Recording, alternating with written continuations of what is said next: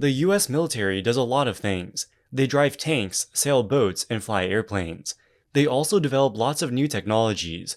But one thing you wouldn't really think of as military activity is investing in the stock market, and even less so investing in SPAC companies. But on July 10th, 2025, this is exactly what happened. The Pentagon signed a deal to pay approximately $736 million in exchange for a 13% equity stake in a company called MP Materials. On the news, MP's stock price increased approximately 50%. MP Materials operates a rare earth minerals mine in Mountain Pass, California, which is the only rare earth mine in the United States. It went public on the New York Stock Exchange in 2020 by merging with a SPAC. The company is not without controversy, having been the target of multiple short-selling reports in recent years. The short sellers questioned the economic viability of the rare earth mine and raised questions about MP's complex relationship with a Chinese state-owned company. In this video, we'll look at why the Pentagon decided to invest in MP Materials, and what this will mean for the company going forward. Rare earth elements are a set of 17 metals which share certain physical properties. They are used in the making of magnets. Magnets are used for many industrial applications. They are used in the drivetrains of electric vehicles, wind turbines, guidance systems and actuators in missiles and fighter jets, and many electronic devices. While rare earth elements can be found all over the world, the processing of the rare earth ores into usable magnets is a difficult and complicated process. Over the past few decades, China has invested billions of dollars to develop rare earth processing capabilities. Today, more than 90% of rare earth magnets in the world come from China. Because China produces them so cheaply, it has not been economical for anybody else to compete. In April of 2025, Trump announced his Liberation Day tariffs, which targeted many countries, including China. This triggered a tit-for-tat escalation between the United States and China, with the US eventually raising tariffs against China to 145%. China responded by imposing high tariffs against US imports. But given that China imports so little from the US in the first place, this only had a limited impact. To gain a decisive advantage in the trade war, they needed to take drastic measures. On April 13, 2025, China restricted exports of rare earth elements and magnets to the United States. The effects were immediate and devastating. Ford was forced to halt production at some of its US factories. Ford's CEO Jim Farley explained, quote, "We shut down plants for 3 weeks because we cannot get high-power magnets. Magnets go into your speakers in your audio system, your seat's motors, your wiper motors, your door motors, and we can't make that stuff," unquote. The value of the rare earth magnets are pretty low. An internal combustion engine car might have $50 worth of magnets in it. An electric vehicle has a few $100s worth of magnets. While the financial value is small, they are of critical importance. The concerns around rare earth magnets are not just economic. Advanced military equipment contain electronic and other components which rely on rare earth magnets ultimately sourced from China. In June of 2025, the US and China agreed to a tentative trade deal. The US reduced its tariffs to 30%, and China resumed sales of rare earth magnets to the US. While the immediate crisis was averted, this episode painfully exposed America's vulnerability in relation to rare earths. There is one rare earth mine in the United States. Located in Mountain Pass, California, it contains ores rich in neodymium and praseodymium, which are both used in magnets. Production began in the 1950s. Throughout the second half of the 20th century, it was one of the most productive rare earth mines in the world. In 2002, the mine was closed down due to a toxic waste spill. In 2008, the mine was acquired by a new company called Molycorp, which planned to resume operations. Molycorp listed its shares on the New York Stock Exchange in 2010. Resuming production took longer and was more costly than expected. By the time they began production, prices of rare earth magnets had declined substantially due to increased supply from China. Molycorp incurred massive financial losses and declared bankruptcy in 2015. In 2017, a new business entity called MP Materials was formed to acquire the Mountain Pass mine from the bankruptcy court. MP is an acronym for Mountain Pass. MP Materials was owned by a consortium of investors, including a Chinese state-owned enterprise called Shenghe Resources. Shenghe owned an 8% equity stake in the company. MP Materials began mining in 2018. They mine ores containing neodymium and praseodymium. MP processes the raw ore into rare earth concentrate, which contains high quantities of neodymium and praseodymium. These two elements can be abbreviated to ND and PR respectively. Processing the ore into concentrate is pretty simple. You first crush and grind the ore before processing it through a flotation system, which separates the rare earth-bearing minerals from waste rock. This yields a rare earth concentrate containing a mix of oxides, including ND and PR.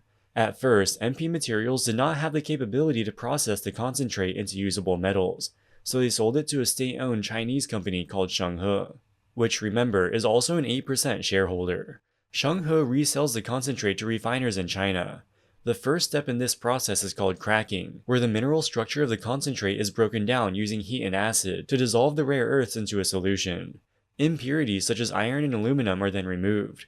The core of the separation process is solvent extraction, which involves passing the solution through a series of chemical baths that selectively extract rare earth elements based on their chemical properties.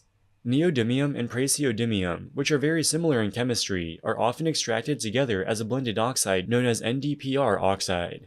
To convert the NdPr oxide into metal, a step known as metallization is required. One common method is calciothermic reduction, where the oxide is mixed with calcium metal and heated. Calcium acts as a reducing agent, stripping oxygen from the rare earth elements and leaving behind metallic NdPr alloy, while calcium oxide is discarded as slag. These processes are technically demanding and require precise control of temperature, chemistry, and materials. Once you have the NdPr metal, you combine it with iron and boron to create neodymium iron-boron magnets. These magnets go into electric vehicle motors, wind turbines, electronics, etc. While substantially all rare earth refining happens in China, the production of the actual magnets happens in other countries as well. Most notably, there are companies in Japan that manufacture magnets. They purchase the NdPr metal from the refiners in China. While MP Materials has been mining rare earths since 2018, the supply chain is still heavily dependent on China. In 2023, MP Materials entered into what it calls the Phase 2 of its development plan. They developed the capability to process the rare earth concentrate into NdPr oxide on-site at their mine in Mountain Pass, California. They then send the oxide to a refinery in Vietnam, where it is turned into NdPr metal. While the refinery is located in Vietnam, it is fully owned by the Chinese company Shenghe. The NdPr metal is then sold to a Japanese company called Sumitomo. Sumitomo distributes the NdPr metal to various manufacturers in Japan, who use it to make neodymium iron-boron magnets. Currently, MP Materials' ability to process concentrate into oxide is limited. Most of the concentrate is still sold to Chinese refineries via Shenghe. In 2024, MP Materials sold 33,000 metric tons of rare earth concentrate to Shenghe. They only sold 1,300 tons of NdPr metal to Sumitomo. However, 1 ton of NdPr metal is worth a lot more than 1 ton of rare earth concentrate. In 2024, the company generated $144 million from the sale of concentrate. They generated $58 million of revenue from the sale of NdPr metal and oxide. The final stage of MP Materials' plan is Phase 3.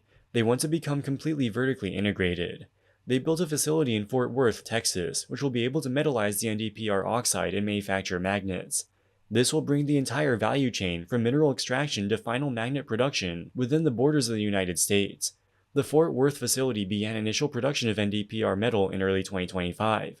The company expects to begin full-scale magnet production by the end of 2025. Shortly after going public, MP Materials became the target of a short-selling report which questioned the company's economic viability. The short-selling firm Grizzly Research pointed out that after peaking in 2011, neodymium and praseodymium prices have declined substantially.